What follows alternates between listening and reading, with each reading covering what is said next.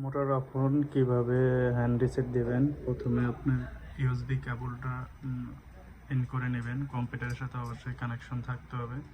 USB cable in করার পরে volume up, down, power button তিনটাই একসাথে চেপে ধরবেন। তিনটা একসাথে চেপে ধরার পরে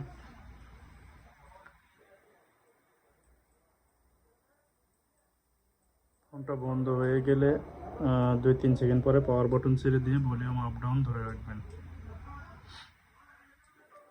রিকভারি মোডটা চলে এলো। রিকভারি মোড আসার পরে এখান থেকে মাইনাস বাটন চাপ দিয়ে রিকভারি মোড এটাই চাপ দেবেন। এখন রিকভারি মোডটা আসবে। রিকভারি মোডটা আসার পরে পাওয়ার বাটন এবং প্লাস বাটন এটা চাপ দিলে আপনার রিকভারি ফ্যাক্টরি রিসেটের অপশনটা চলে আসবে। এখান থেকে ফ্যাক্টরি রিসেট দিয়ে দেবেন।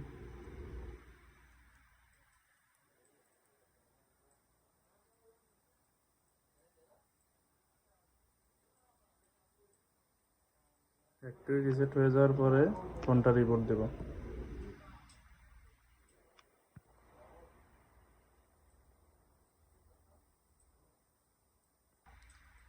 আমাদের ফোনটা অলরেডি ফ্যাক্টরি রিসেট হয়ে গেল।